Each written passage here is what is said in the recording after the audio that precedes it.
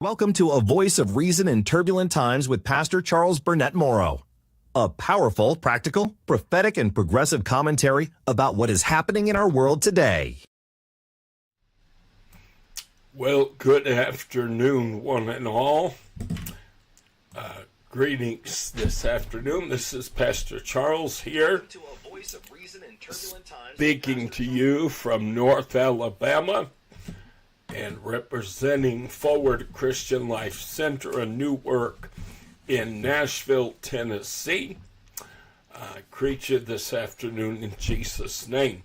We've got several items that I would like to talk about today, so I'm going to try and not waste any time and get right into it. There are a few important things that I feel like we need to discuss. I want to share with you first a little graphic that I found online this week. Graphic speaks to the headlines in Trump's first month in office, and one headline reading from the Washington Post: "Fit for a King? Trump's moves challenge world order and U.S. bureaucracy."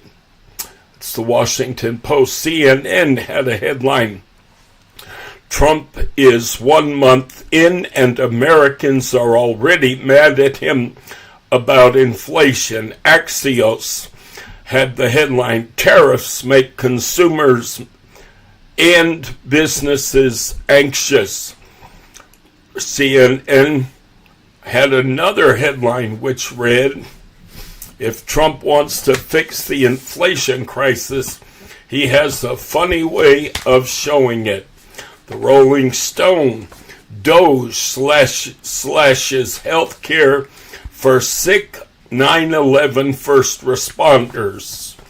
NPR: "Trump officials will put 4,700 U.S. aid employees on leave and eliminate 1,600 jobs." And then lastly, Politico: "Trump talks of a third term with growing concerns about a constitutional crisis." Folks, I'm going to tell you how anyone cannot recognize that there is something afoot here. There is a plan in place, as I've been saying for literally years, to discard our Constitution and to install an entirely new framework of government, and one that is headed up by a figurehead dictator, an authoritarian ruler. And if you notice, Trump has started out this season in office with the worst response from people that he's ever gotten. People woke up awful fast and realized real quick what this guy was up to this time around. Well, of course they did. Because just like I said, just like I warned, just like I screamed and hollered at the top of my lungs, the minute this guy no longer needs you, he has no loyalty to you whatsoever. So all the foolish Trump voters who decided it was so important that we put this man back in the White House because he was going to do all the powerful, wonderful, magical, mystical wizardry things that he promised on the campaign trail. From day one, he was going to bring down grocery prices. On day one, he was going to bring the war in Ukraine to an end. On day one, he was going to lower egg prices. all the things this blubbering idiot promised, and people who were no smarter than he is believed that he was even remotely capable, or for that matter, even remotely interested in doing any of these things. However, I warned and warned and warned. The nature of a narcissist is well known. In the psychiatric field, there's no doubt, there's no question. Anyone who has studied malignant narcissists know that they will say whatever they need to say to get you to help them achieve their ends. Once they have gotten where they want to be, once they have attained what they're seeking to attain, they will discard you like yesterday's trash. And they don't feel anything. They have no empathy. They have no feelings whatsoever. They don't feel bad for people. They have absolutely no interest in the struggles of others and what other folks might be going through. So all these lovely Trump voters voted this man back in, and no sooner did he get back in than he hit the ground running, seeking to implement the Project 2025 plan, which, by the way, he claimed during the campaign he knew nothing about and was not associated with. And, you know, some of the things he might kind of sort of agree with, but a lot of it was just crazy. I told you, malignant narcissists do this, people. They say anything and everything. This man lies like other people breathe, and this is not a surprise to us. So pardon me, dear Trump voter, when you come to me and you're whining and crying about what's happening in your life and in your finances and in your home right now because of policies being implemented by Trump, you'll just excuse me if I sit here and I play the world's smallest violin for you while I sing the song I Don't Care and I Don't Want to Hear It, written by Charles Burnett-Morrow. I don't care and I don't want to hear it. I warned you and I warned you and I warned you. And the sad part of it is, folks, I'm a nobody. There are very few people even pay attention to anything I have to say. So I don't expect that my voice is so amplified that very many people heard it. However, I was one of many voices. There were dozens and dozens, well over 100 and some odd psychiatric professionals who tried to warn us of Trump's malignant narcissism and what that meant for our country. There were any number of former staffers, former members of Trump's cabinet, people who had worked with him, people who had worked for him. There were any number of people who tried to warn over and over and over again that this man was not suited to sit in the Oval Office. Oh, but millions of Trump voters knew better than John Kelly. Millions of Trump voters knew better than his former staffers and members of his cabinet who worked in such close proximity to him, because after all, they saw Trump on television for a grand total of 10 or 15 minutes a night. They heard sound bites. They watched the occasional speech, and that tells you all you need to know about an individual's fitness for the most powerful position in the world. No, my friend, that does not.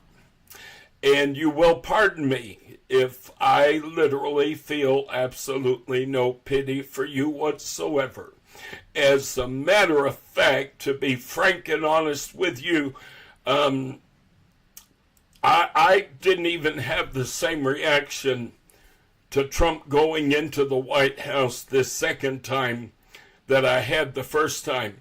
This time, when he was voted in, my reaction was, good, bring it on, bring it on. Let it all happen. Let every cotton-picking thing that myself and hundreds of others have warned about, economists, historians, my God, the list is a mile long. Never in the history of the presidency has any candidate had so many people with close, direct knowledge of him, his personality, his temperament, his qualities.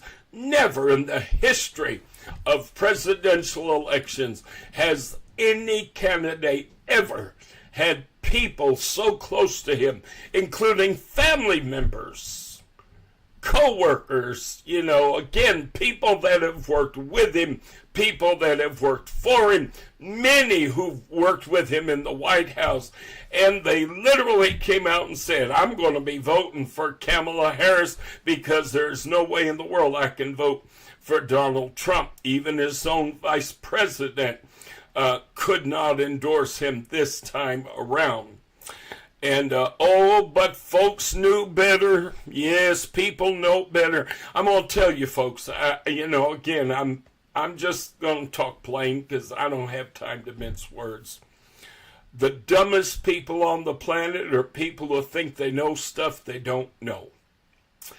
And the dumbest people on the planet are people who convince themselves that all these people who have been in close proximity to this man, all these people who worked with him, worked for him, family members, so on and so forth, all these people are wrong. All these people don't know what they're talking about.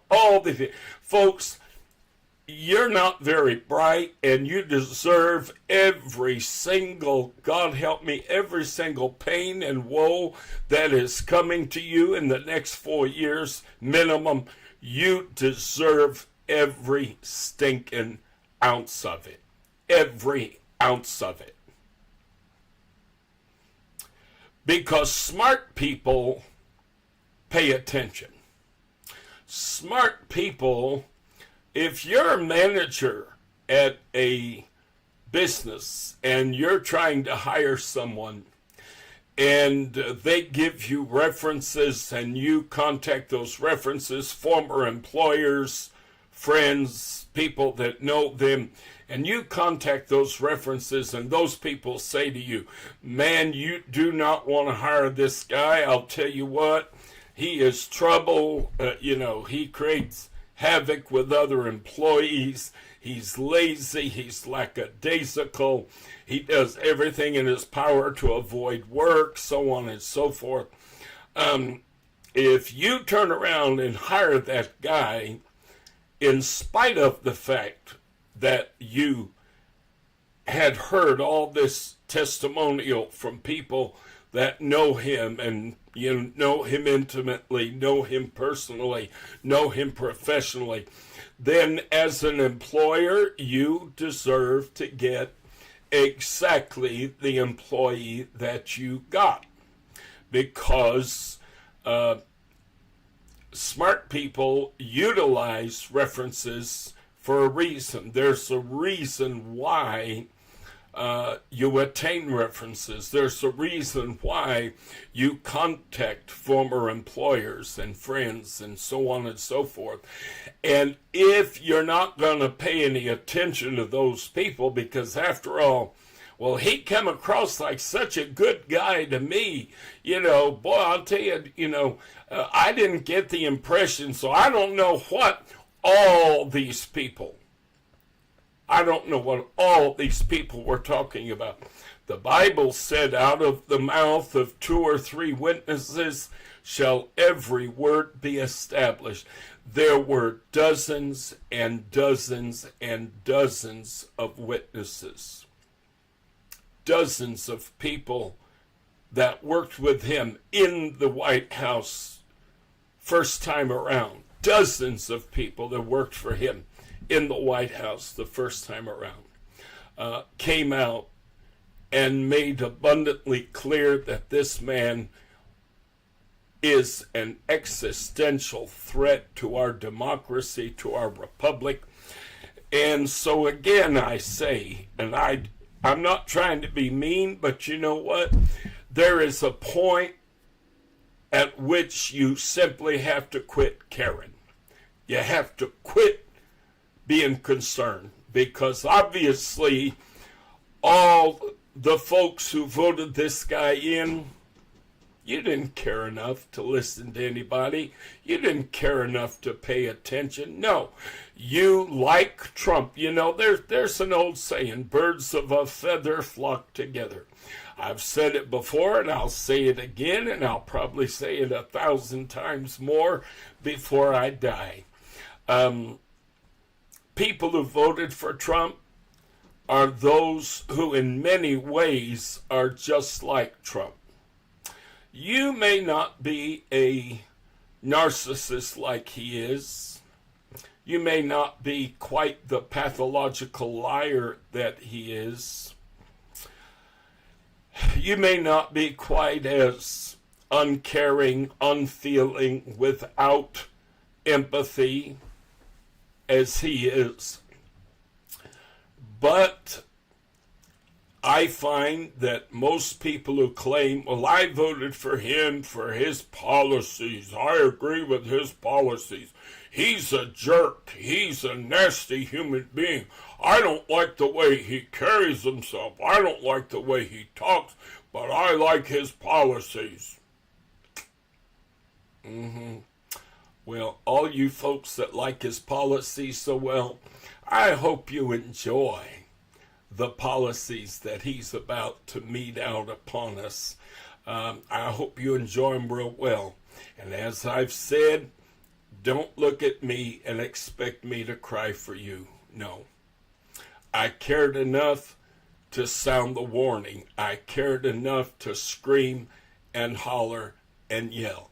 I cared enough to point you to those who were sharing information about him, intimate information, former co-workers, former employees, former friends, I mean, you name it. I tried. I did my best. At this point, for me to continue to carry concern for you would just make me worry and fret for people who brought this upon themselves. And I'm sorry, I can't do it. I've had family members over the years that I tried to warn about some very bad choices they were making, some very bad decisions. I told them specifically, literally, word for word, what was going to happen if they continued on the path that they were on, if they followed through with a certain decision they were making, you know, a path they were taking. And I told them straight out. I said, folks, honey, I'm going to tell you a secret. When everything goes sour and you experience everything that I've told you is coming, do not come to me. Do not. Because I've been operating in the prophetic for decades, and I'm going to tell you something. My duty is to warn when warning is needed. And I did my duty. I am under no obligation to comfort you when you shoot yourself in the foot. Okay? I'm not under any obligation at that point, you know? And I'm smart enough that when I know it's going to rain, when God lets me know it's going to rain, I build an ark. And that way, when the rain starts to fall, I can retreat into my ark and be safe. I tried to warn y'all, like Noah tried to warn the people of his day that a flood was coming. For 100 years, he warned people that a flood was coming. 100 years. It's an awful long time. And people didn't want to believe him. People didn't want to hear what he had to say. It wasn't until the rain began to fall and the floodwaters began to rise that all of a sudden they ran toward the ark, only to find that the very finger of God had raised the door and sealed it shut. And once the ark was shut up, there was no more getting on the ark. And I've got news for you. I said this Sunday, I'm going to say it again today. Folks, before too long, the door is going to close on the ark, and there will be no getting on the ark. I don't say that to make you afraid. I say that as practically as I can say it. It's not about making you afraid. I'm trying to get people to use logic and reason. I'm trying to get people to look at current events and realize what is happening. We, as I've stated so many times on my little podcast here, we are in the midst of a coup, a full-blown coup. It took Adolf Hitler 53 days to overthrow the German Constitution and establish a dictatorship. The plan, Project 2025, I believe they claim that this plan will take to implement in its entirety 180 days, which is 6 months. And Trump hit the ground running. Yeah, this plan that he claimed to know nothing about, this plan he claimed to have absolutely no connection to, this plan that he claimed he only knew the slightest bit, about it, and a lot of stuff in it was extreme and, goofy, and he didn't agree with it. Well, y'all bought into the deception. And I just cannot feel sorry for people anymore. All I can do at this point, because I know what's coming. I've been saying it all along. I told you, and I told you, and I told you.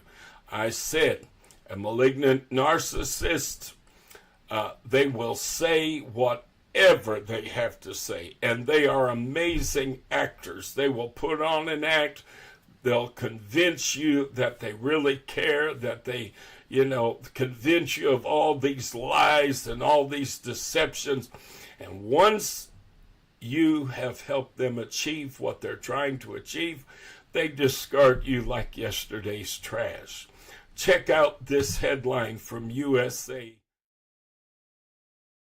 No longer needs mega voters, so he's gutting Medicaid and laying off veterans. This was an opinion piece in USA Today. I said over and over and over and over again before the election, this personality type, an individual with this type of mental illness and personality disorder is not the kind of person you ever put in a position of power or authority. Never. That is like handing the keys to the kingdom over to Lucifer himself. You are playing with fire, and there is no way, no possible way, that you're going to walk away without third-degree burns. when you play with people who are malignant narcissists, you're going to lose. That's just all there is to it. You are going to lose. People think that they're getting over on these folks. They think, a lot of people in government today think, oh, I'm going to be able to use Donald Trump, and I'm going to be able to manipulate him, and I'm going to be able to get him to do what I want him to do, or what we want him to do. And what they don't realize is, as long as he perceives that he needs you, he'll play the game. He'll play cat and mouse with you all day long. But the minute that he knows I have no need of these people anymore, they serve no purpose for me, I'm not going to need them for re-election, I'm not going to need them for nothing, I'm in the process of implementing an authoritarian plan to establish myself as a lifetime dictator. I will never need the vote of another person for as long as I live. I got news for you, honey. You're going to be toast. You're going to be worthless to him. I've got news for you, Christian community, especially you white evangelical and fundamentalist characters who got behind this guy and bolstered him, boy, and worshiped him and supported him. And boy, you know, he moved the capital. He recognized as the capital of Israel. He recognized Jerusalem as the capital of Israel. Wow, isn't that just great? Interestingly enough, where is the capital of Israel today? It's Tel Aviv. Donald Trump, you know, you can call the Gulf of Mexico the Gulf of America till you turn purple and drop dead. That doesn't change what it is. Just because Trump plays these games that placate the religious right, they foolishly buy into it like he's done something great. He's done something wonderful. Oh, he's done the most amazing, wonderful thing by acknowledging Jerusalem as the capital of... Yeah, he called the dog a cat. Big stinking deal. That's all he did. That's all he did. He called the dog a cat. Big stinking deal, folks. Him, quote-unquote, officially recognizing Jerusalem as the capital of Israel does not change anything at all in the nation of Israel. Doesn't change a thing. It's words on a piece of paper. That's all it is. It amounts to a hill of beans. But I've got news for you, and I prophesied this a long time ago. Matter of fact, before Trump ever went into office the first time, I said, watch. He is going to betray the religious right in a big way, and they are going to become very upset and very angry. And all of a sudden, they're not going to be as in love with this man as they were. All of a sudden, they're going to be screaming that they have been betrayed, that he has done them dirty, and oh, they're going to be so mad. And I'm going to tell you, I've got a sneaking suspicion that betrayal is going to come in the form of the United States support of Israel. Oh, but Trump has been so supportive of Israel. Trump has just, oh, what are you talking about, preacher? You don't have a clue in the world what you're talking about, because Trump has just been the most wonderful, godly supporter of Israel that has ever occupied the White House. Yeah, because he needed the support of the religious right to secure permanent power. Okay, Now that he's in the second time, now that Project 2025 is in full gear, guess what?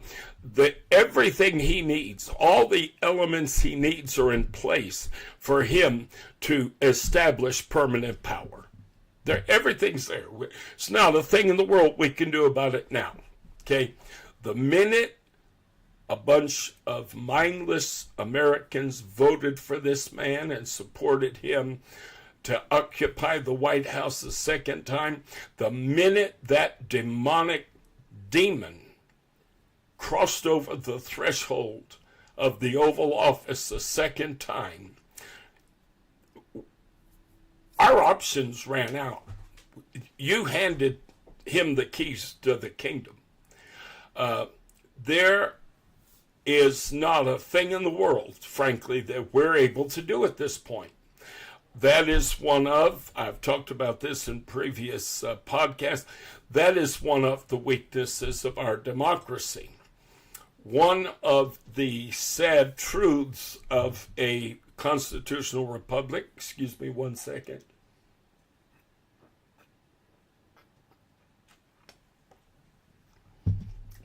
One of the sad truths of our constitutional republic, and it's true, honestly, of any constitutional democracy or republic,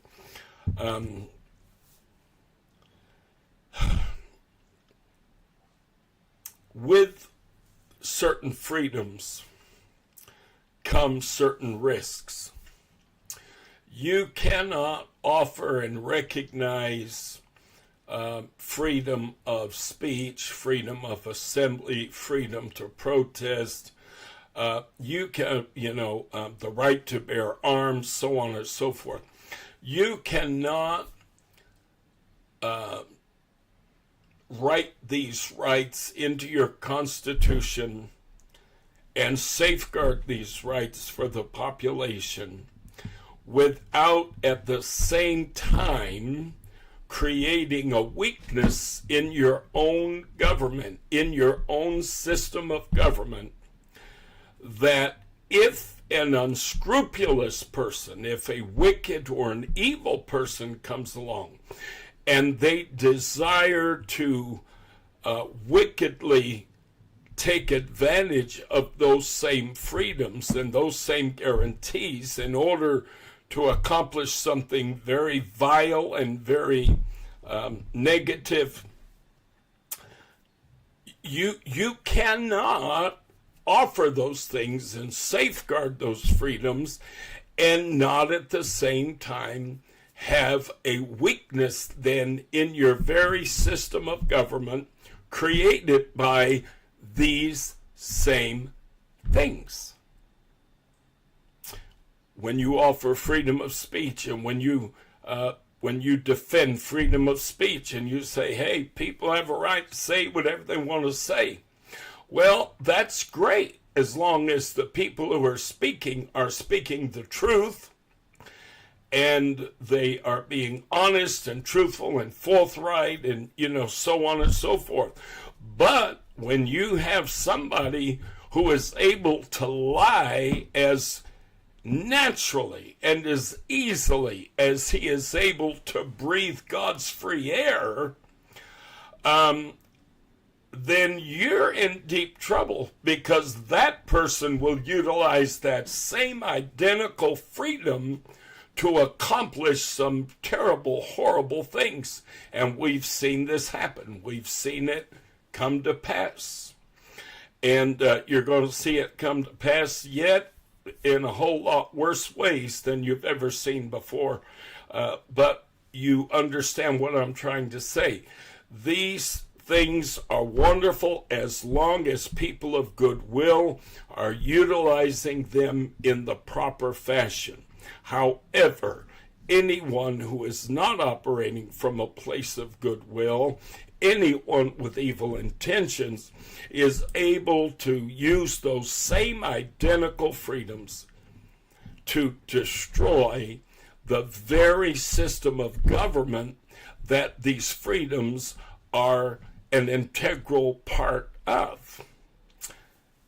Adolf Hitler For those of us who have studied history, who know history, and I've talked about this in previous podcasts, so some of you have heard me talk about this in the past. Adolf Hitler, at first, he and the Nazi Party tried to coup. They tried to overthrow the German government by reason of a coup. Their coup was unsuccessful, and he went to prison. While he was in prison, he wrote his book, Mein Kampf, which is translated into English simply My Struggle. That became, his great, revelation of his ideas and his thoughts and his politics. And he was able later to use that to market, his positions and his views.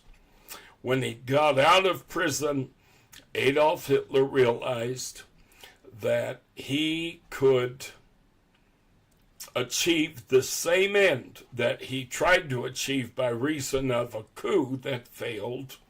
He could achieve the same end. He could overthrow Germany's constitution and establish a dictatorship, but he had to do it in a manner that was much more covert, in a manner that was not nearly as obvious to onlookers.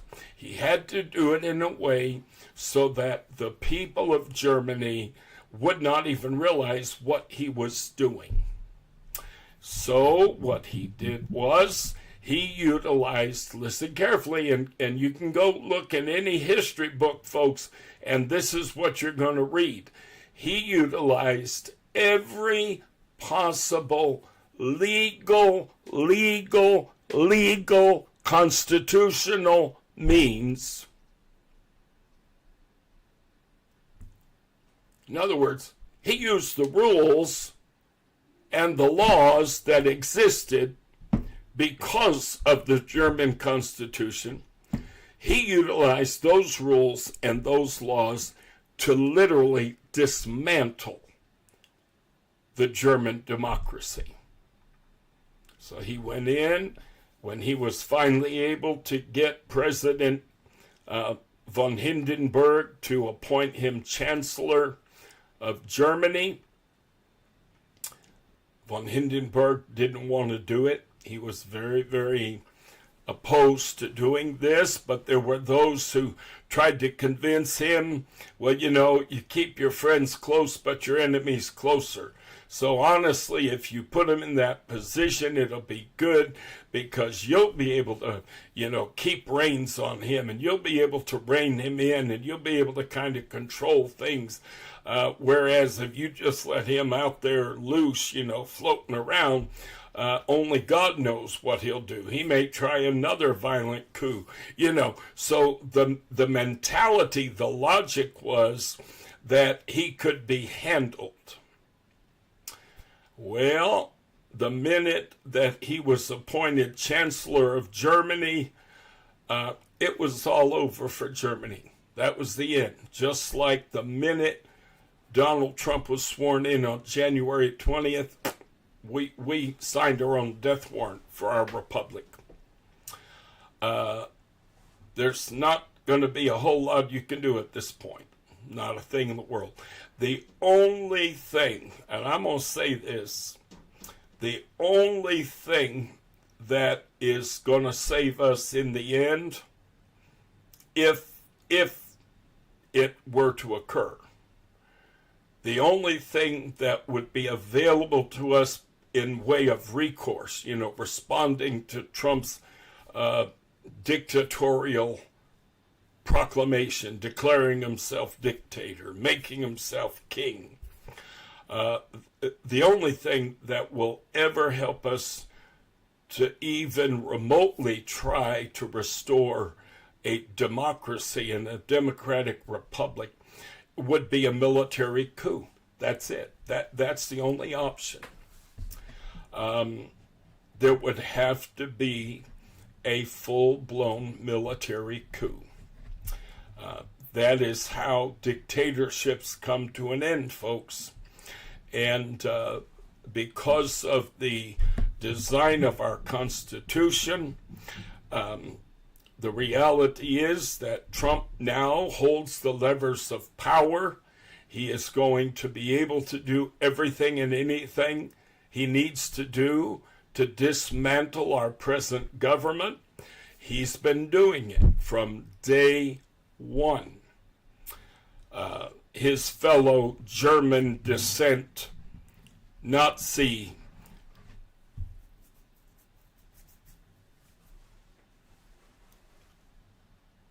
Doge bulldozer, Elon Musk, he and Musk are going in and they are literally leveling and destroying department after department after department in our government, and they are doing this on purpose. This is all part of the plan.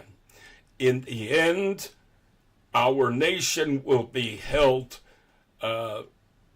captive. We will have been kidnapped, as it were, and we will be captive to Trump because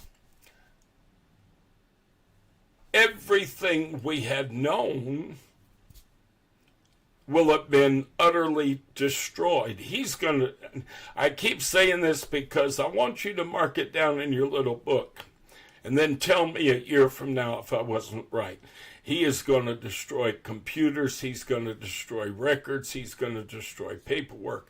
He is going to literally destroy everything associated with all of these departments that he is presently dismantling. I'm pretty sure he's going to go after Social Security and Medicare and Medicaid at a certain point, and he'll annihilate them, do away with them entirely. It is going to be legalized genocide. Millions will die. I remember a time in the United States of America when Social Security was so inadequate. And my great-grandmother, bless her heart, she worked as a caregiver for a couple of very severely handicapped girls. These girls' parents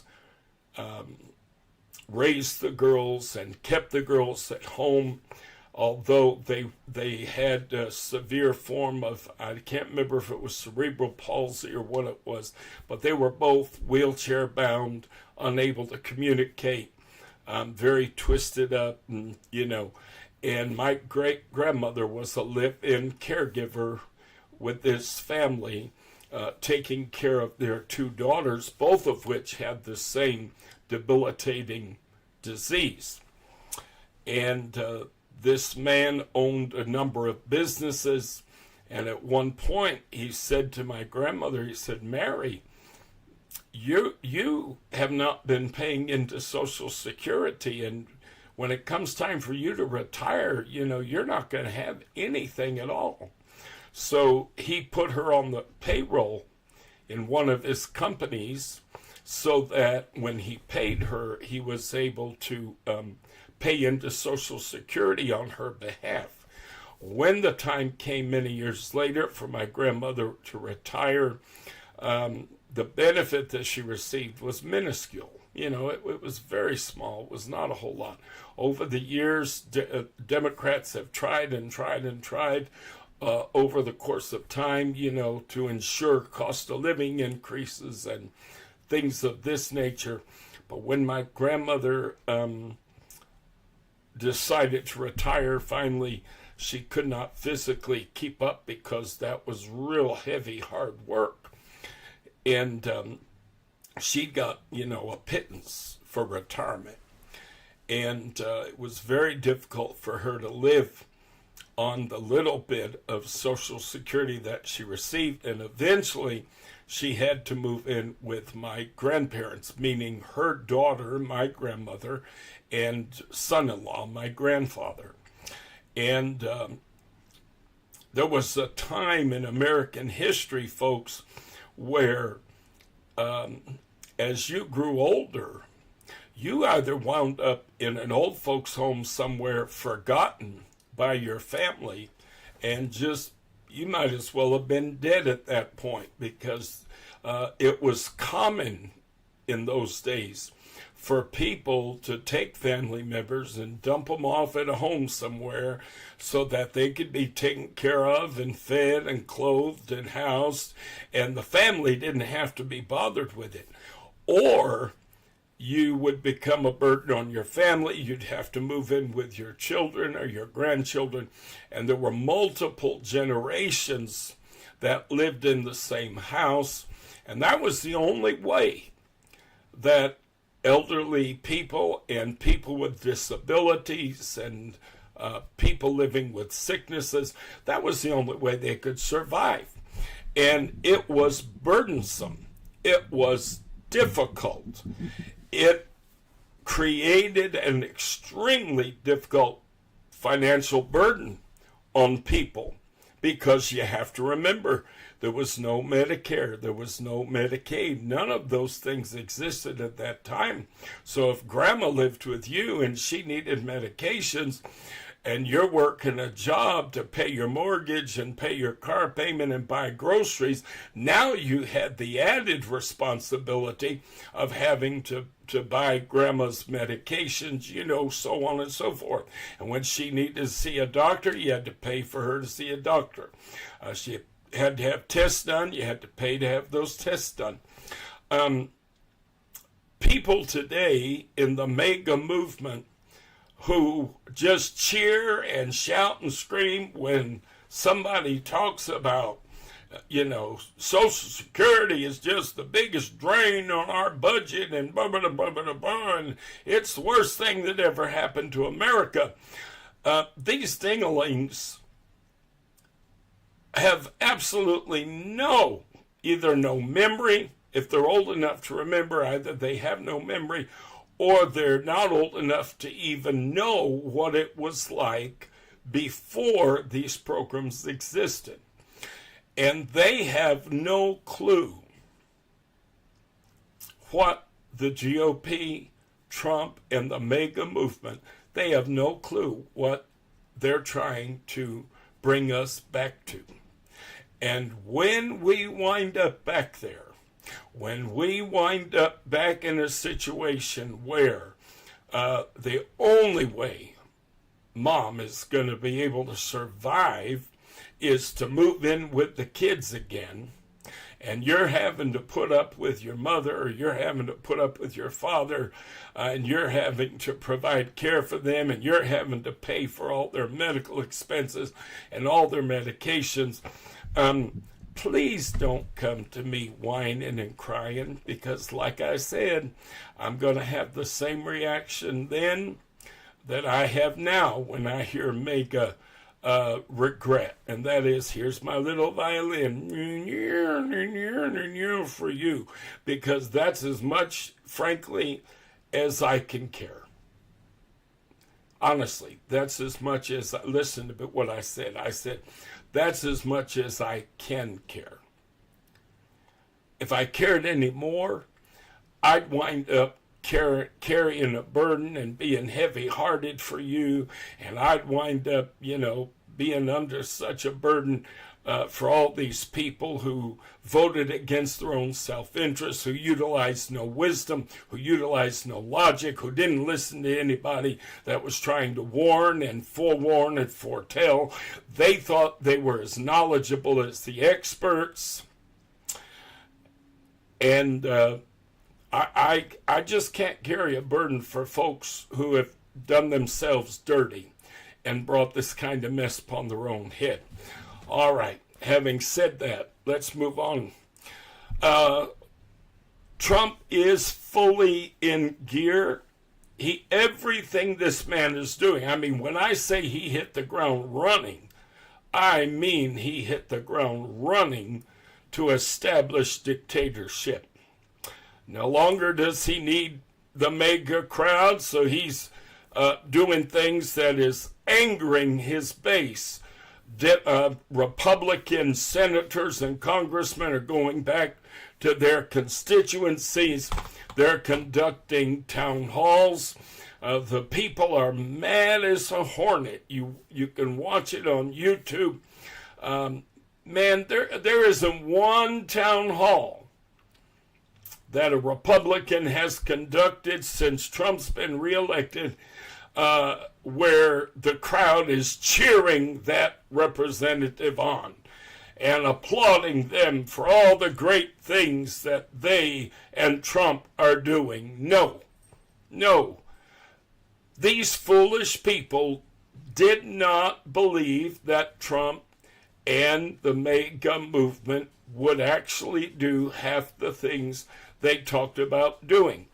They chose to believe that it was hyperbole. My Bible said, out of the abundance of the heart, the mouth speaks. Therefore, I don't discount when someone says something. No, I listen. And if that particular thing were not somewhere in your heart, at some level, you would never speak it. You don't say things that do not have some little root deep inside of you. Okay?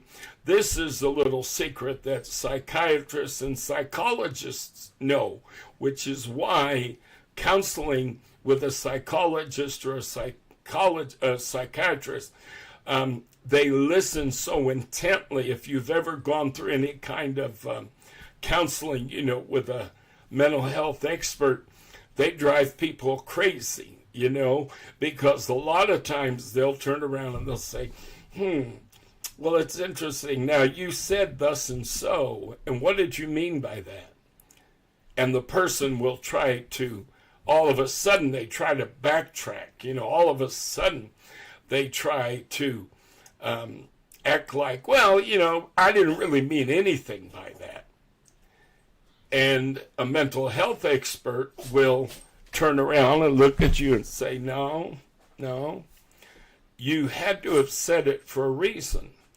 If that were not in you, if that thought, if that feeling were not in you, then it could never have found any expression in coming out of you, because that's how it works. Sometimes people say things and they try to put a funny spin on it, like they're being humorous, and the reality is they're not being humorous. They're actually expressing something that is very serious and very real to themselves. They may feel uncomfortable expressing it, and therefore they try to gift wrap it in humor. But every word that comes out of the mouth, according to the Word of God, originates in the heart. And so therefore, when you're at a Trump rally and Donald Trump says, I don't care about you, I just need your vote. When you're at a Trump rally and he says, I just need you to vote for me this time, and you may never have to vote again, that tells you that there's something going on. There's something inside of that person. He knows something you don't know. And you need to pay attention, because no politician who is operating from a place of goodwill would ever have said those things. No, you're not going to hear, I'm not a fan of George W. Bush by a million miles, but I guarantee you, George W. Bush even, and that man could say some of the dumbest things that could ever come out of the mouth of a human being. I thought he was the goofiest person on the planet until Donald Trump came along. All of a sudden, Donald Trump made George W. Bush look like a rocket scientist. But you're never going to hear George W. Bush saying, well, if you vote for me this time, you probably won't ever have to vote again.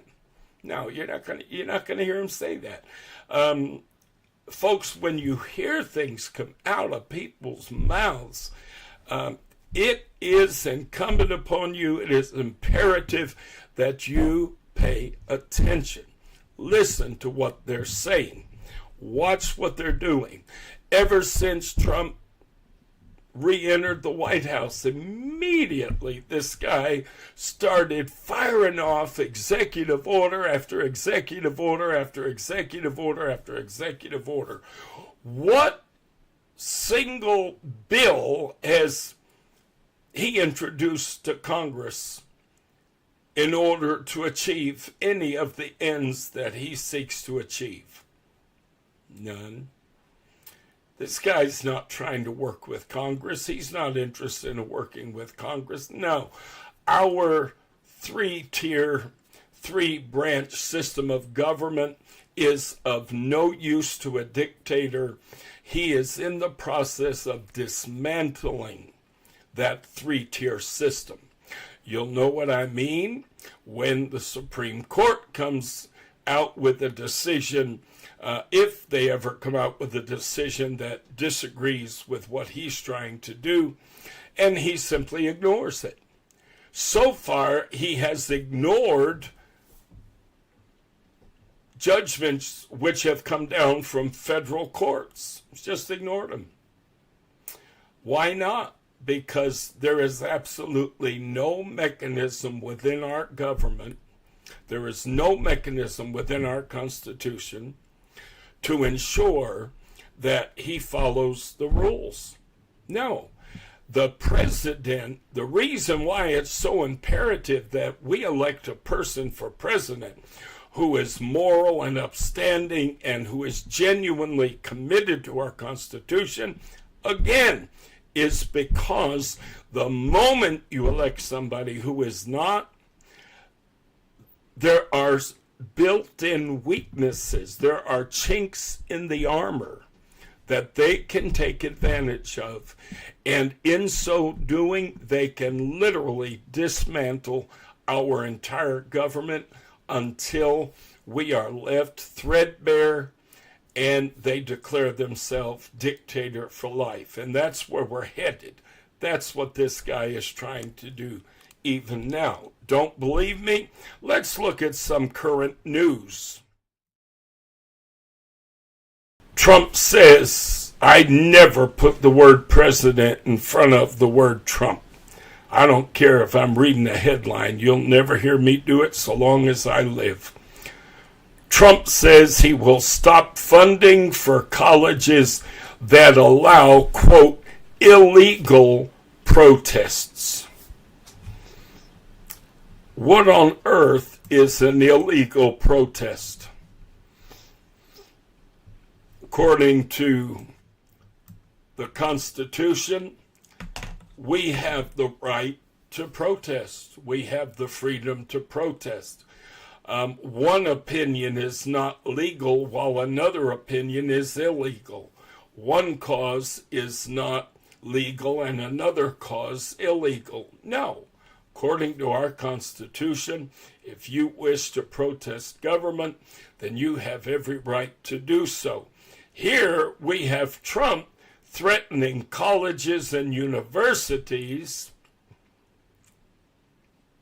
He threatens them with withholding funds that the federal government would otherwise be sending their way if they allow, quote, illegal protests. Folks, you have no idea how dangerous this is. This should be the top news story in every newspaper, on every television station. This should be the top news story today, because this is clearly an authoritarian move. This is clearly a dictator trying to establish himself. This is what dictators do, folks. They quell all voices that are in opposition to them. They silence all who speak against them. And Donald Trump, no president has ever been so bold as to make such a ridiculous, unconstitutional statement as this, or to make such an unconstitutional move as this. And again, if you listen to what I was saying earlier about pay attention to what people say. If you pay attention to what people say, it will give you insight into that person. In this instance, notice what Trump is using as leverage. Notice the nature of his threat. I will withhold financial resources from you. I'll withhold funds from your school. That's funny. During a recent White House meeting with the governors of all 50 states, Democrat and Republican both, Donald Trump challenged the governor of Maine and asked her, so are you going to follow the rules? Are you going to do what I say to do from the White House? Because I've heard that it's been suggested you're not going to. And the woman governor of Maine said, we are going to follow federal and state law. That's what we're going to follow. And I'm going to tell you, that lady's got more cojones than Donald Trump will ever have. Thinks he's such a bully. Thinks he's such a, macho man. What a wimp and a coward he is. That lady looked him right in the eye, sitting right there in front of him. She didn't mince any words, and she said, we're going to follow state and federal law. That's what we're going to follow. And he said, well, you better do what we say because we are the federal law. No, that's not at all how our government operates. We don't have a dictator. We don't have a king. You have the ability to sign into law certain things, but those things must go through the process. They must go through the Congress. They must go through the Senate. They must be approved by both bodies and then presented to you for final approval. And of course, the president also has the opportunity at that point to veto it if he so chooses.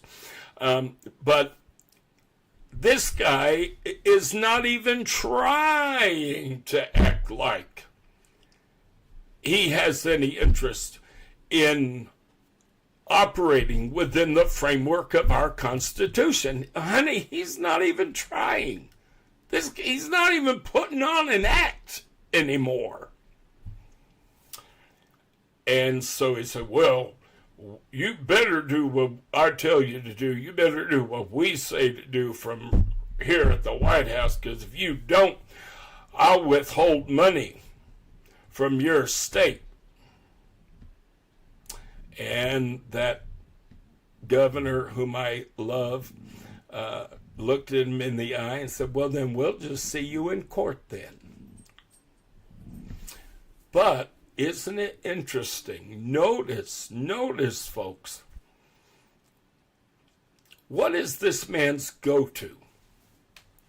What is the one thing he always goes to when he is trying to manipulate and he's trying to coerce and he is trying to force people into submission to himself? What is the go-to?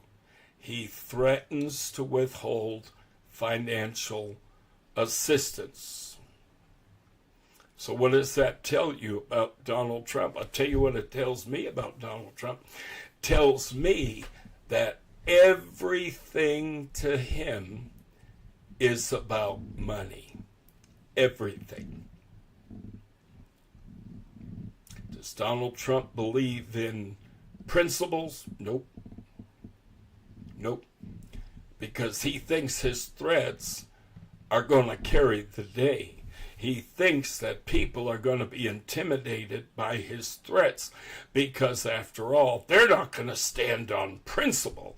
They're not going to stand on the Constitution if I threaten to withhold finances from them, funds from them. Do you follow what I'm trying to tell you? This is a guy who uses money to control.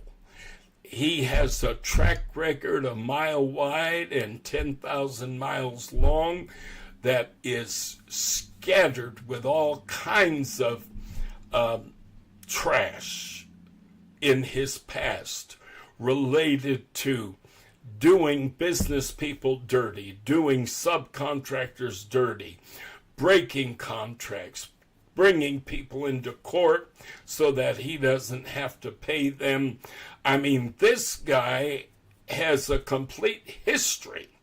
And again, before he was elected the first time, hundreds of business owners came out and shared their stories. Of course, the news didn't hardly cover it. They didn't hardly talk about it. They were too busy covering every stupid, asinine comment that come off of this clown's lips.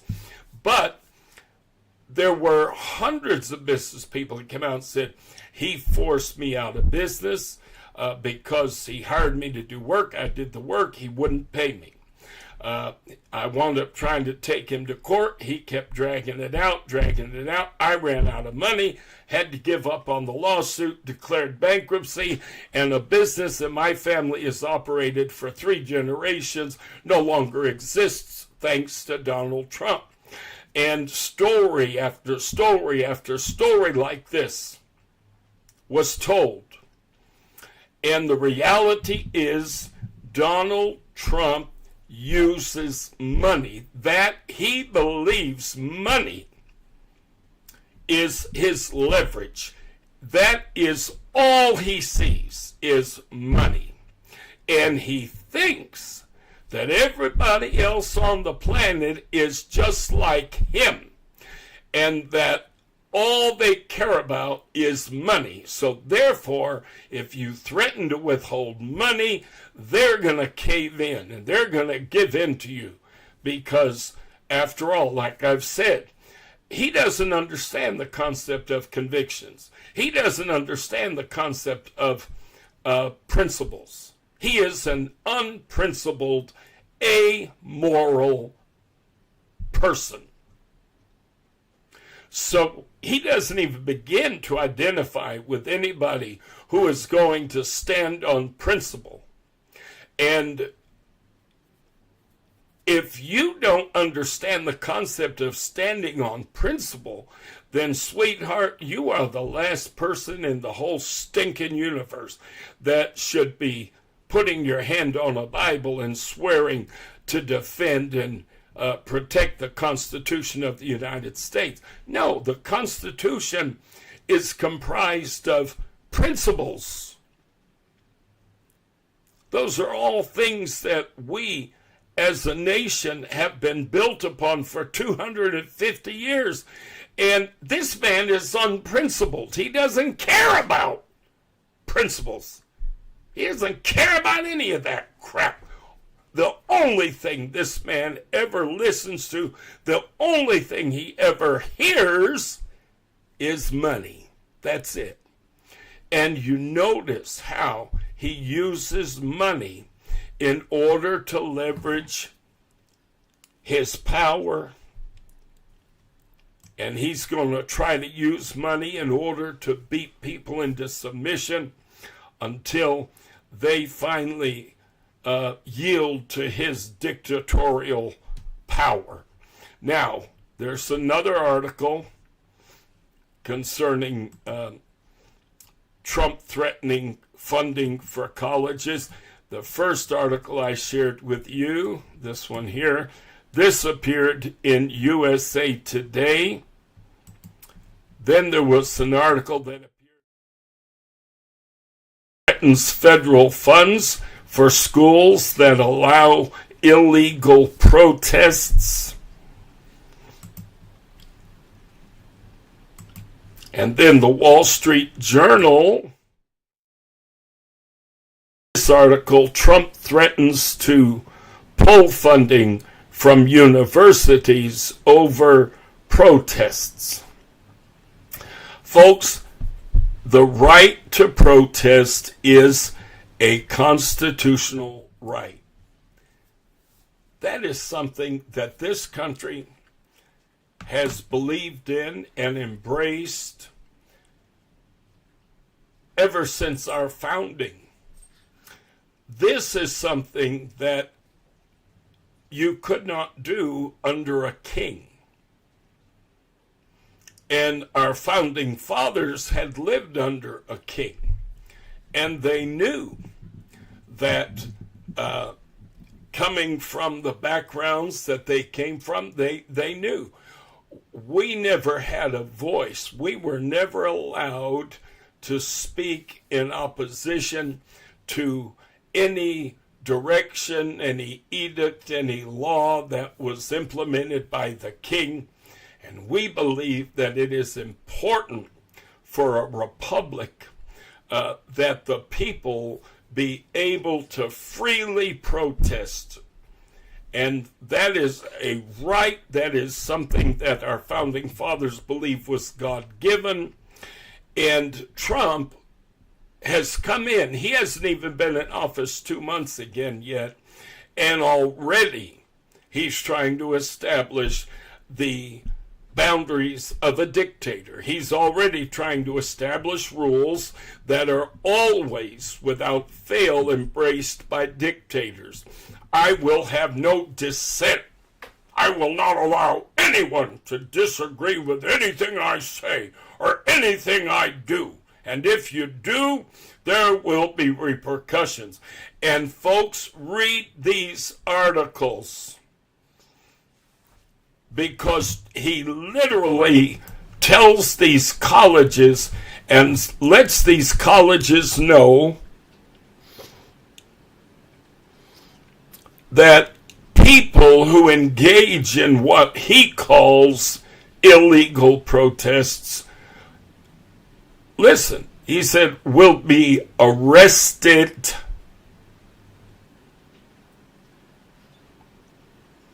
said they will be jailed.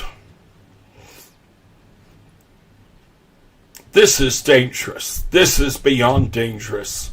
And if we as a people do not wake up and recognize what is going on, then we're going to be awful surprised when Trump suddenly declares himself. I'm going to tell you right now, I'm not going to be at all surprised. I'm waiting for it. I know it's coming. I've been prophesying about this for decades. I knew that we were headed for dictatorship. I knew that was the direction the GOP was trying to take us in. Over 20 years ago, I preached on this very topic, and I spoke of this. I knew it was coming the minute Donald Trump announced his run for the Republican nomination, and I heard his first speech. I looked at my partner of almost 24 years, and I said, this is the guy. This is the one they've been waiting for. This is the guy that the GOP has been waiting for. Said, now we're about to see our democracy lost, our republic lost. A lot of people don't understand simple terms. It's sad that our country doesn't educate our population better. There are many people on the right who run around screaming, we're not a democracy, we're a republic. I can't stand stupidity, to be honest. I can't stand ignorance and stupidity. A republic is a form of democracy, okay? To say, we're not a democracy, we're a republic, that is just dumb as all get out. That's like saying we're not a grocery store, we're a convenience store. Well, you still sell groceries, don't you? It's just a matter of what type of grocery store you are. Yeah, you may not be a supermarket, but you're still a grocery store. Well, a republic is a form of democracy. The term democracy implies that basically every decision is decided by the people by reason of a vote. Well, we don't vote on every single law and every single thing.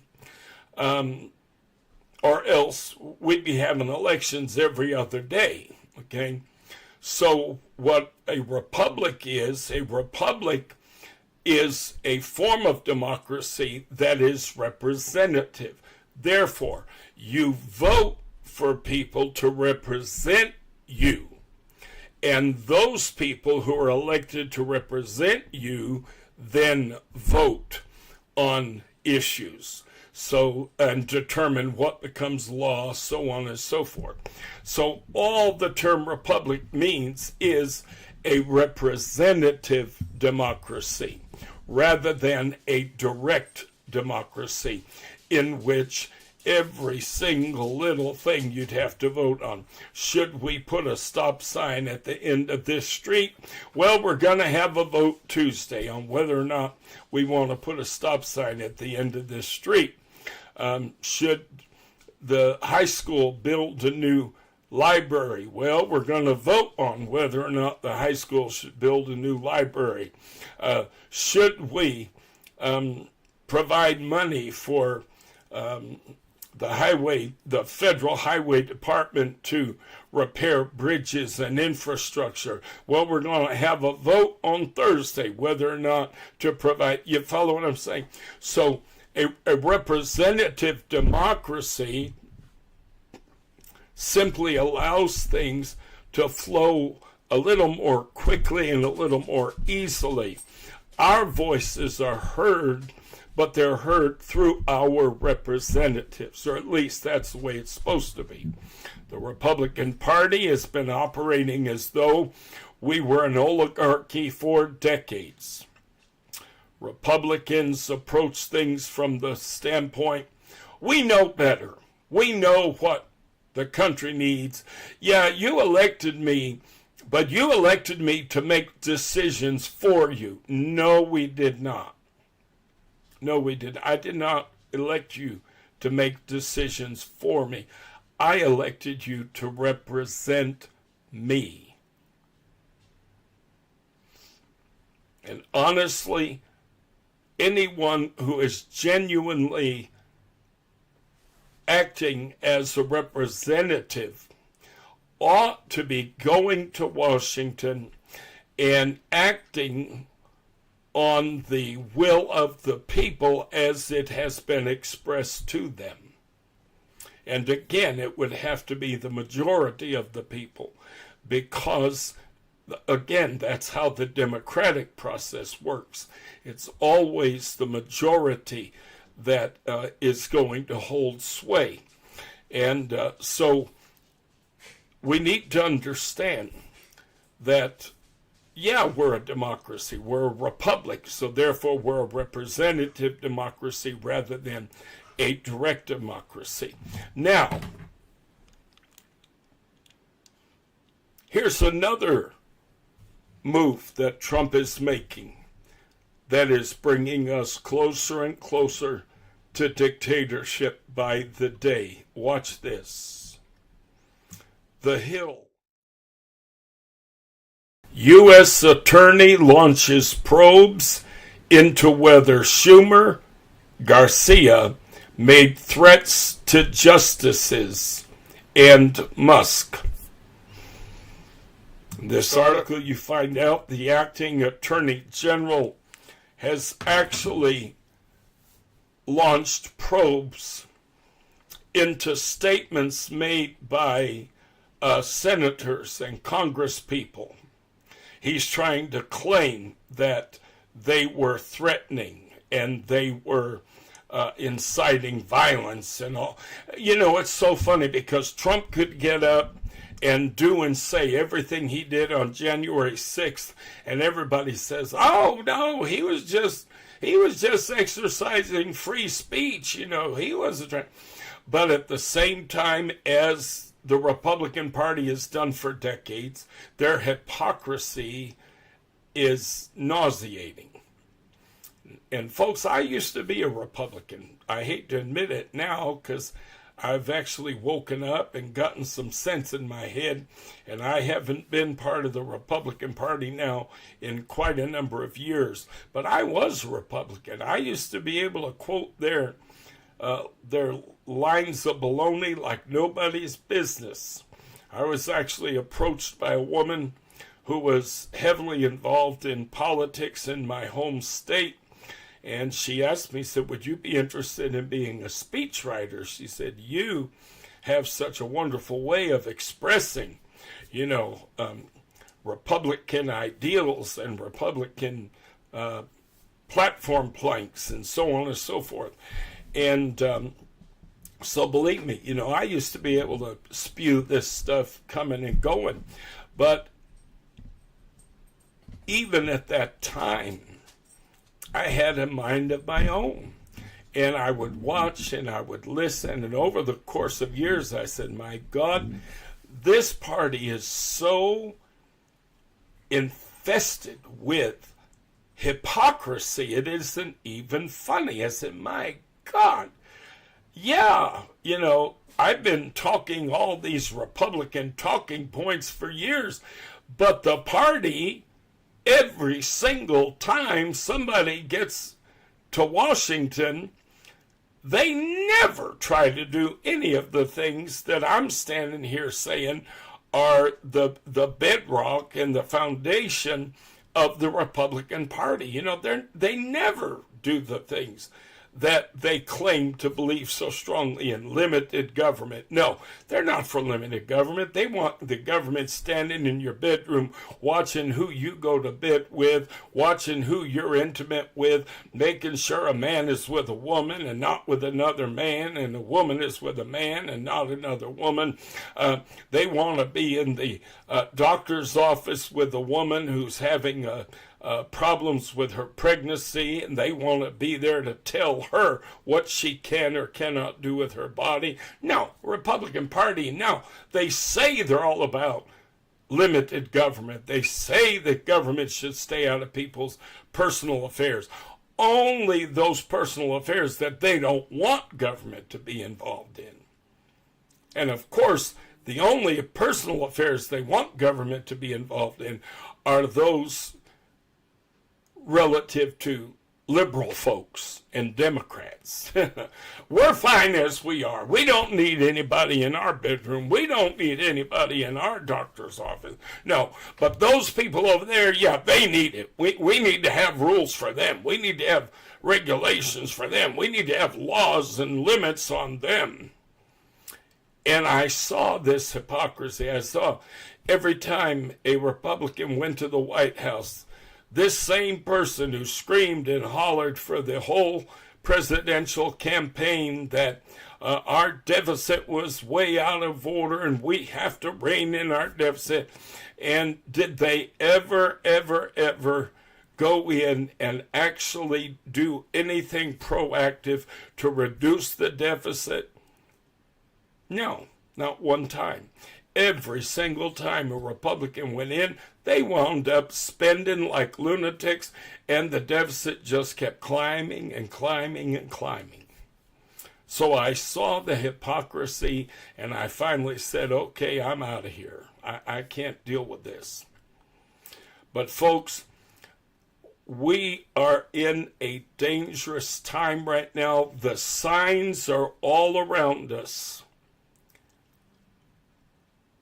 Our republic, I keep saying this because I honestly believe this, it is beyond salvation at this point. The minute you handed Donald Trump on January 20th the keys to the White House, so to speak, you're screwed, pardon the term. There's nothing you can do to ensure that our republic survives this man and the mega movement. No, you've given him way too much. Just like von Hindenburg gave Hitler the chancellery, made him chancellor. Once he did that, he had given Hitler way too much power.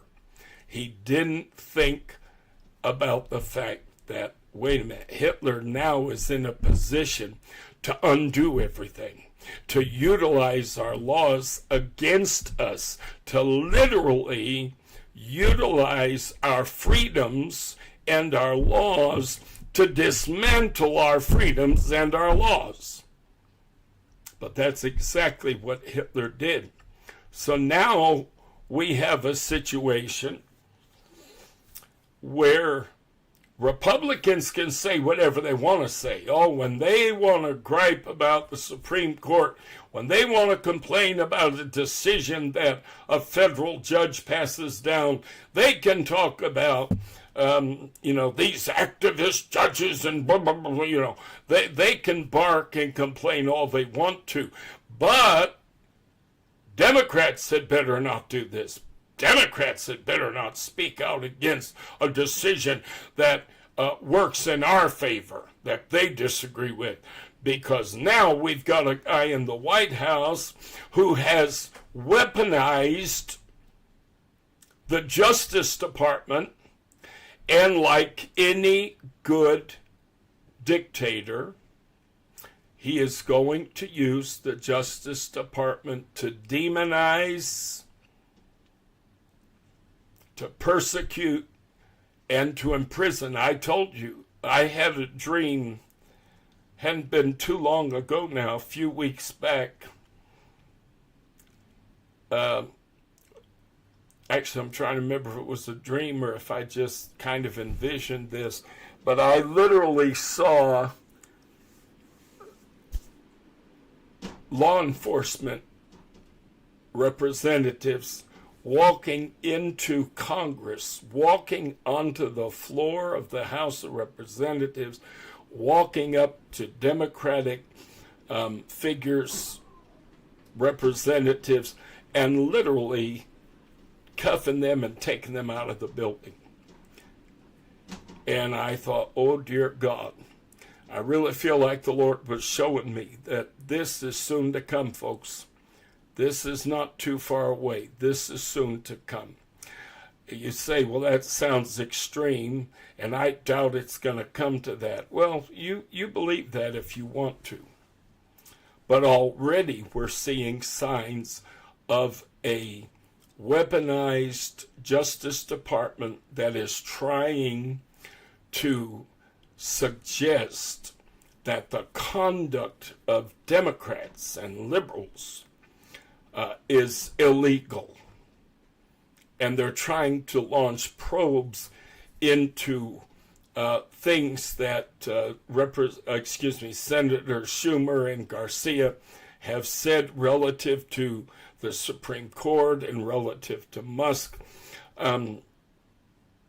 This one speech in particular that they're coming after Schumer over literally goes back to 2020, 5 years ago. And it was the speech in which Senator Schumer was expressing his disgust with the decision of the Supreme Court and talking about the fact that the court was acting, again, like activists and sycophants to Trump. And he said something to the effect of, Justice Alito and Justice Thomas had better look out. They better watch out.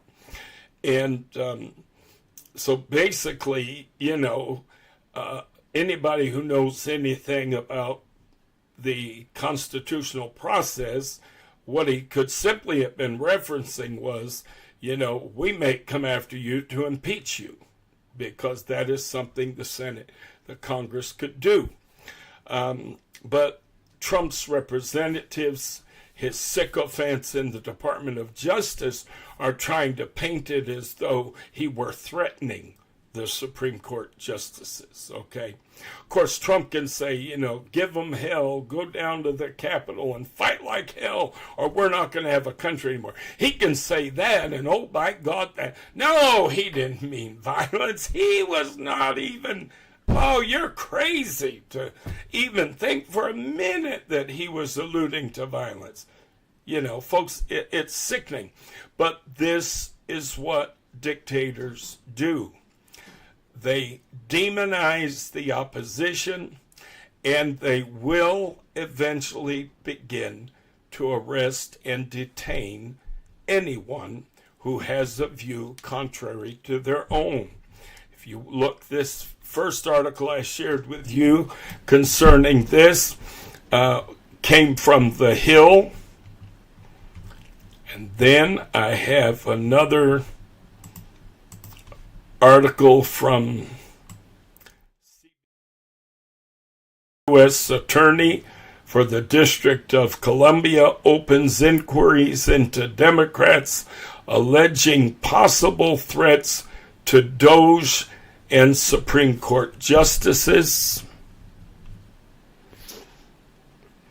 Ed Moran, the acting U.S. Attorney for the District of Columbia, revealed he has opened inquiries into public statements of Senator Chuck Schumer, the Democratic leader in the U.S. Senate, according to an internal memo in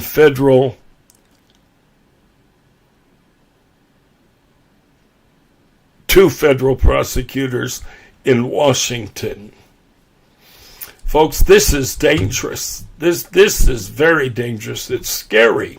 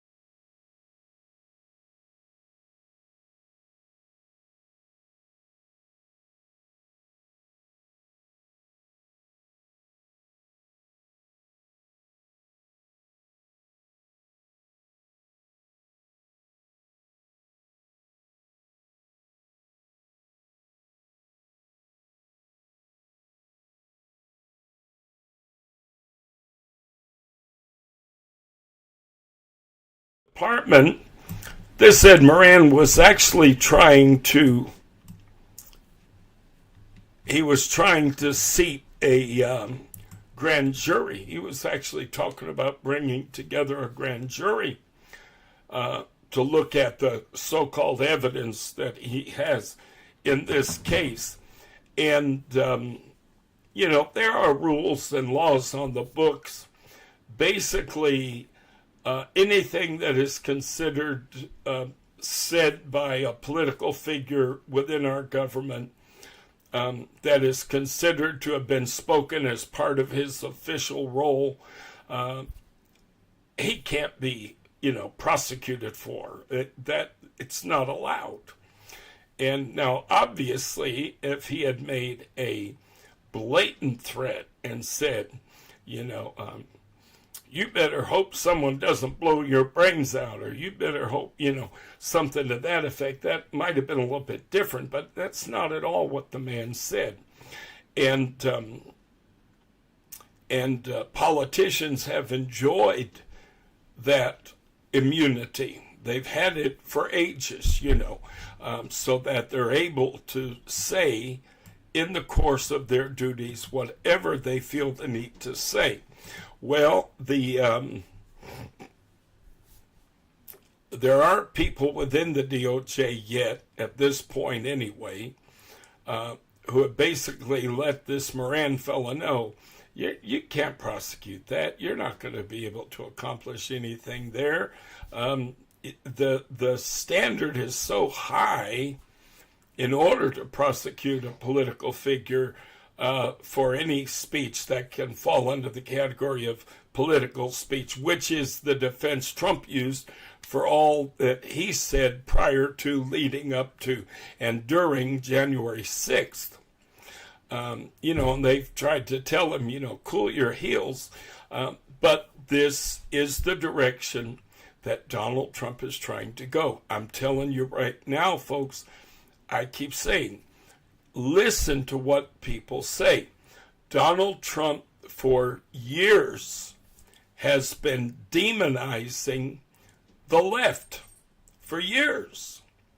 And in interviews during this most recent campaign, listen to some of the things he said. He said that, well, I think we have enemies within that are much more dangerous than enemies without. I think we have enemies within that are much more dangerous than Russia and blah, blah, blah. Folks, listen to what this man is saying.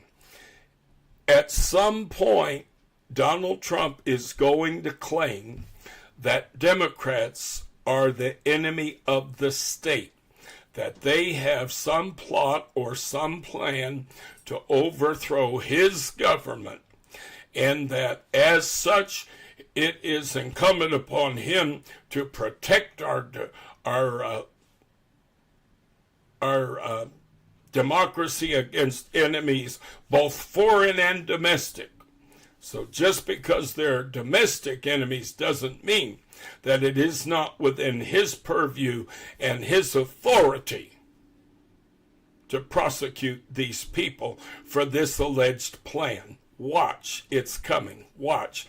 We're seeing now just the tip of the iceberg beginning to reveal what this man is up to. Now, I also want to share something with you again on another note today.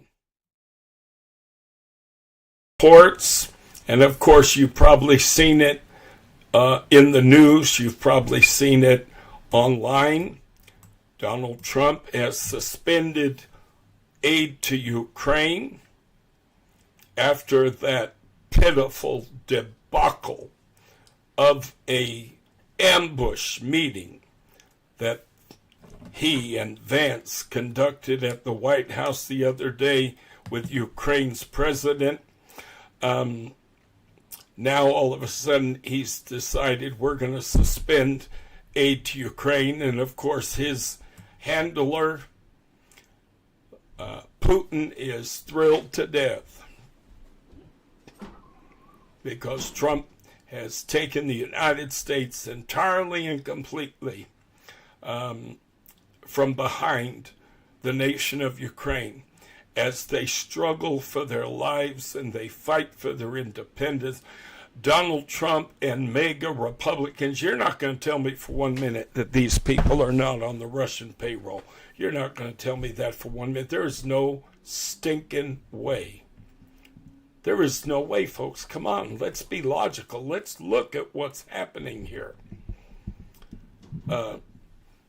He appoints a woman over the intelligence agencies in the United States of America who has long been feared to have direct ties to Moscow. And many of the people that he has appointed to positions within our national security apparatus have very suspicious ties to Moscow. And Trump himself, of course, has just knelt at the feet of Putin from day one. And all of a sudden, the man's not even in office 2 months the second time around, and immediately he is withdrawing all American support from Ukraine. And this is a travesty. This is sickening. It is maddening. As far as I'm concerned, it just demonstrates for a fact that Donald Trump is on the Russian payroll. That's the only way I know how to say it. I believe with all my heart that that is the case. But I want to tell you something. I want to say this. I want you to hear me. This is in that prophetic vein that I talk about.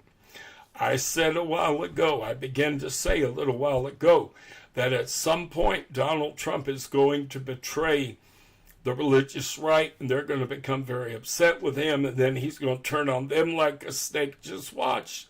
Just watch. And I have a feeling that betrayal is going to come in the form of his attitudes and his treatment of Israel. Listen, I've said this so many times in my podcast. If he'll do it to you, he'll do it to me. That's a saying that I've lived by for so much of my life. If somebody will cheat on their wife to have an affair with you, then don't you think for 1 minute they won't cheat on you to have an affair with somebody else. I've literally seen that play out, I don't know how many times in my life and ministry. I've tried to warn people. Listen, if you think that getting involved with a married man or a married woman and then them leaving their spouse so they can be with you, if you think that your relationship is so special and so wonderful and that's why this happened this way, you better watch out, because if they'll do it, if he'll do it to her, he'll do it to you, or if she'll do it to him, she'll do it to you. If somebody will talk behind a friend's back to you, then baby, you better believe they will talk about you behind your back to a friend. It is folly, it is foolishness, it is the apex of naivete to believe that someone who regularly acts a certain way in any given situation or circumstance, that they will act that way toward others, but they would never act that way as it relates to you. Folks, listen, it doesn't work that way. Well, I've got news for you. If Donald Trump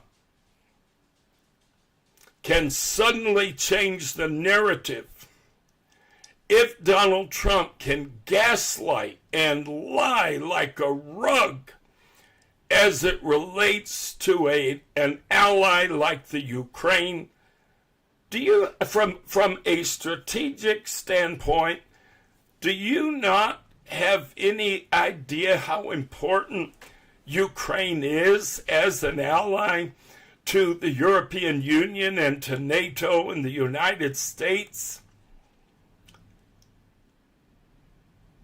If we ever wound up in any kind of a conflict with Russia, the Ukraine would be the most important ally we could ever have.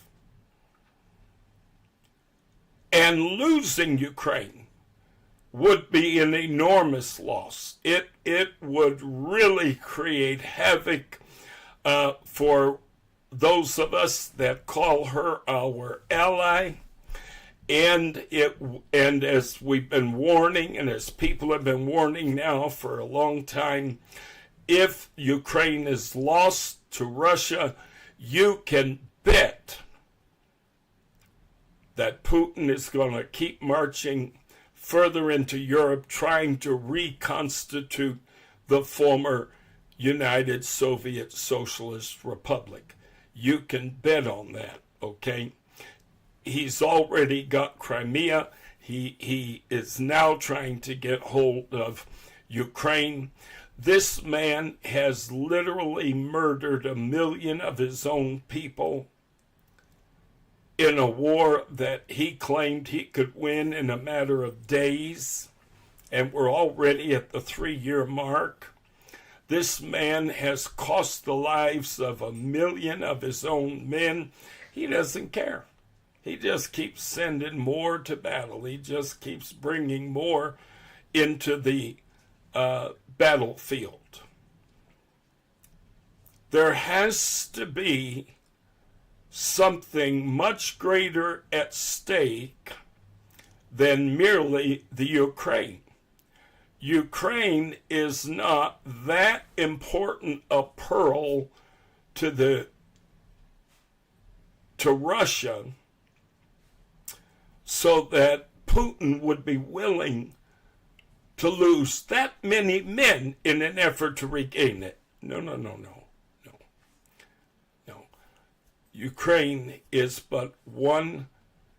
That is him stepping over the threshold, okay? Once he steps over that threshold, once he wins in Ukraine, then He knows the door is wide open to him.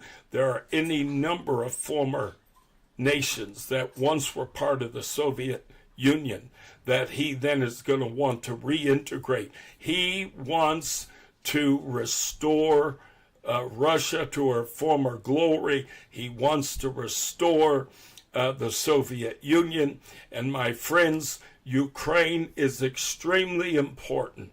It is extremely important to us that we stand with our allies. From a biblical point, from a biblical perspective,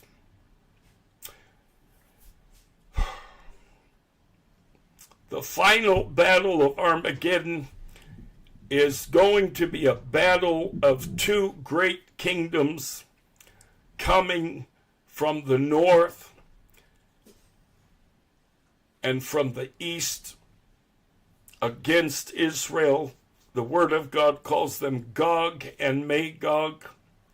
We understand those kingdoms to represent Russia and China. One day, Russia is going to be coming after Israel according to biblical prophecy. Now, of course, my good friends in the white evangelical and fundamentalist movement, as I've said many times before, they no more believe the Bible than they believe Tinkerbell is a literal person. They don't believe the Bible. Those people, folks, come on, let's get real. They don't believe the Bible, not by a million miles. If they believed the Bible for 1 second, then they would be extremely leery of Trump warming up to Russia. They would be extremely leery of Trump being such an admirer of the leadership of China. These two nations, prophecy tells us, are ultimately going to be operating on behalf of Satan himself and coming against the nation of Israel. Got news for you. If Trump will betray the Ukraine, a longtime ally, a fledgling democracy, all for the sake, he claims, of money. Because after all, America, it's America first. We should be concerned about America first. Folks, use your head for a minute. How long down the road is it going to be that he is going to say, we can't afford to keep pumping money into Israel. We can't afford to keep protecting Israel and doing all this for Israel. Why on earth should we be spending? And he will turn on Israel every bit as quickly as he turned on Ukraine. Watch. Just watch. And I'm convinced that that is going to be the betrayal that the religious right is going to spit their teeth out of their head over. They are going to have a fit when Trump turns on Israel and suddenly betrays their trust, because after all, they're all about, oh, bless God, we've got to protect Israel. We've got to do everything in our power to stand with Israel. Well, wait a minute. Protecting Israel and standing with Israel does not fall within the America First doctrine. How does putting billions of dollars a year into Israel, how on earth is that any more justifiable than putting billions of dollars into Ukraine to help them maintain their independence? How do you justify one and not the other? Strictly on the premise of religious conviction? And you think Donald Trump gives a flying fig about Israel? Really? You really think he cares about Israel? Really? Well, that might explain why he's talking about owning Gaza. Owning it. And this nutcase spoke these words right in front of Benjamin Netanyahu. Netanyahu sees Trump as a useful idiot. Netanyahu is about as crooked as Trump is. And he sees Trump as someone he can get over on, that he can get what he wants out of Trump as long as we sing his praises, as long as we pet his ego. Oh, we can get Trump to do anything we want Trump to do. And Netanyahu thinks that Trump is this useful idiot, and, he can get over on Trump because these narcissists are easy to manipulate. And Netanyahu doesn't know. I said it at the beginning of this podcast. Honey, you don't know the fire you're playing with. You're standing on a nuclear bomb playing with matches, and you don't even know it. And Donald Trump was standing there talking about owning Gaza. But here's the thing that cracks me up. The White House put out this video propaganda relative to Gaza, but in this video, they weren't calling it America's Gaza or the United States Gaza. No, Let me see. Oh, that's right. They were calling it Trump's Gaza. And the song that they're singing in this 30-something second video, you can look it up online, look it up on YouTube. Just look up the Trump Gaza video. It was posted on the White House social media accounts, folks. And the song that's being sung is in praise of Trump, as though Trump were somehow the savior of Gaza. And in this video, they portray in Gaza erected a huge golden statue of Donald Trump.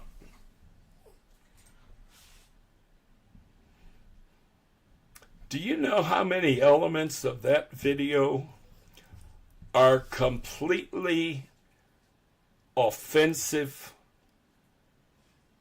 to the Jewish people? Do you have any idea how many elements of that video? First of all, if the Jewish people aren't willing to allow the Palestinian people to occupy and quote unquote own Gaza, you're a special kind of idiot if you think for 1 minute the Jewish people have any interest in the world in Trump. I'm not even going to say the United States. No, Trump owning Gaza. There's no way. The Jewish people believe that the entirety of Israel is their God-given inheritance. And this is the main reason why they've not been willing to give up any portion of it for the sake of a Palestinian state. Because they believe, no, God gave us the entire country. He gave us all of Palestine. He gave us all of Israel.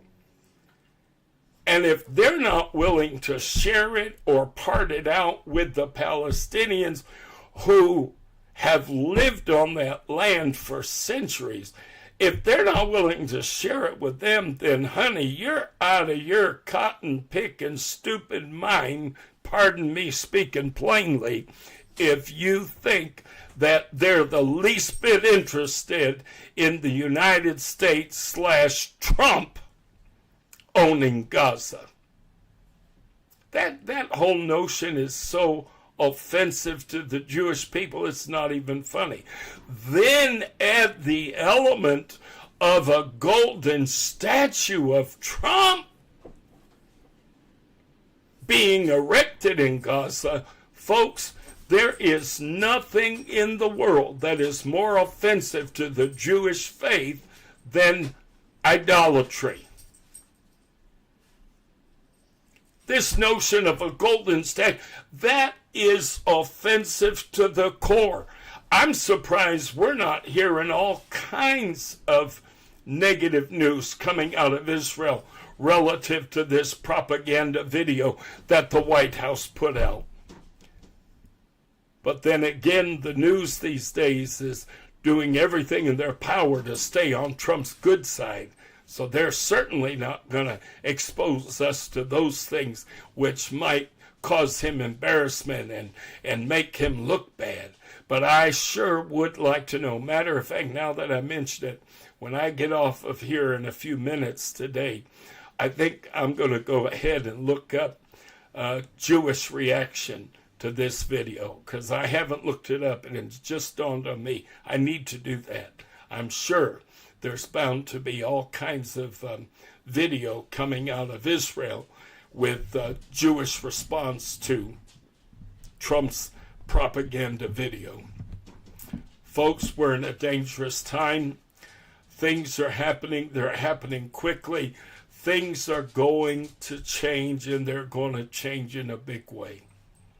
The Bible says when they cried peace and safety, then cometh sudden destruction. The religious right and the mega crowd in the GOP base has foolishly believed that they could elect the most wicked, evil, ungodly, amoral, principleless, malignant narcissist on the planet to the highest office of the land. And they have foolishly believed that they could do so, and that everything that they want to change will change, but everything that they don't want to change will remain just as it has always been. And they're wrong. They're very wrong. And already many people are beginning to see that there are things changing which they did not anticipate and they did not expect to change. And they're going to find out real quick that what they wanted is not what they got. And what they got most definitely is not what they wanted. All right, folks, I appreciate your being with me today. I hate that the news these days is so negative and that there's so much of this foolishness going on. Honestly, it wears me out. It wears me down. I hate that we're in the situation that we're in, but this is the situation that our fellow Americans have put us in. The one hope that we have, the one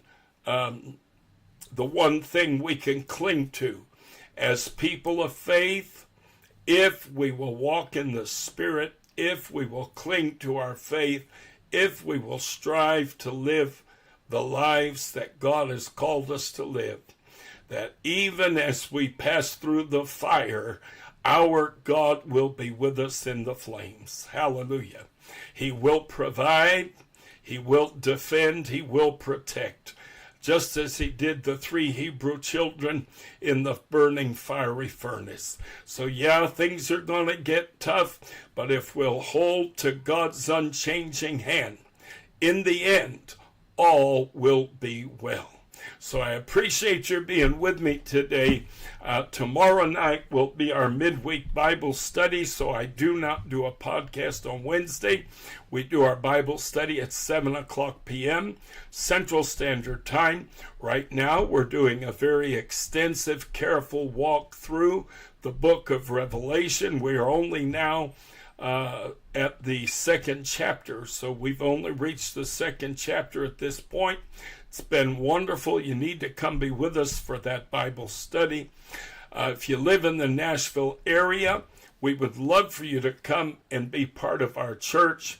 I keep saying things are going to change, folks, and I hate to tell you, I don't believe we're going to enjoy the freedoms that we enjoy today relative to worship indefinitely. The time is coming when even that is going to be brought to a close. And if we're going to connect with the people of God, if we're going to connect with the church of God, we need to do it now. And when things happen and the church all of a sudden is forced into having to meet underground, so to speak, at least you'll already be connected, you'll already be part of the network, and you'll be able to maintain that fellowship, that friendship, that support, that encouragement, that inspiration. It'll be an awful time when that time comes for those who didn't bother, who thought, well, I'll just wait, I'll wait till the rain is falling and the thundering is clapping and the lightning is hitting the ground before I'm going to run for the ark.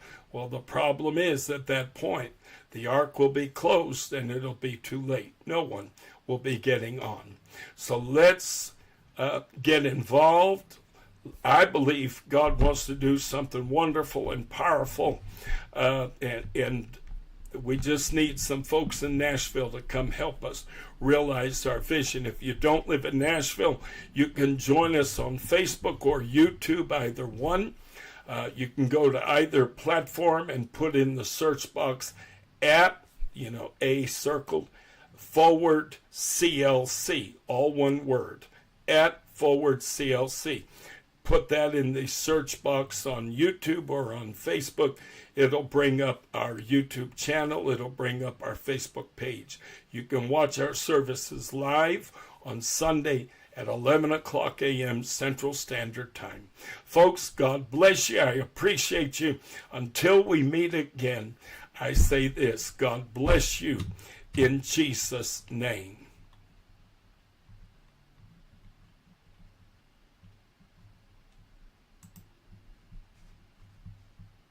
A voice of reason in turbulent times with Pastor Charles Burnett-Morrow, speaking truth at a time when truth is in short supply.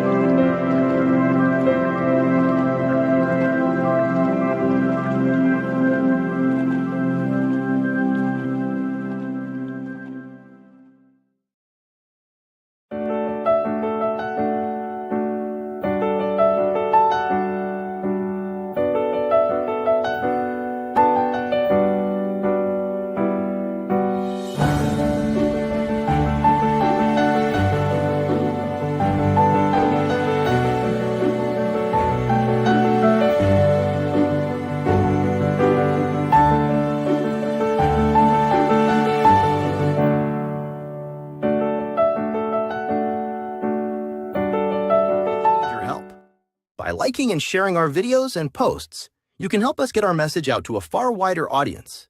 So please, if you appreciate our message and are willing to help us be far more effective in reaching a wider audience,